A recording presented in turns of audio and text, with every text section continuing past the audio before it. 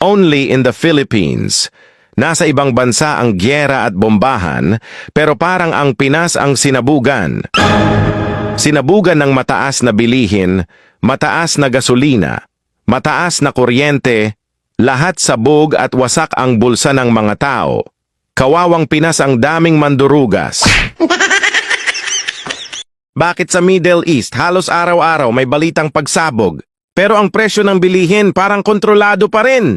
Samantalang dito sa Pilipinas, wala namang gera, wala namang bomba, pero yung presyo ng bilihin parang may sariling pasabog.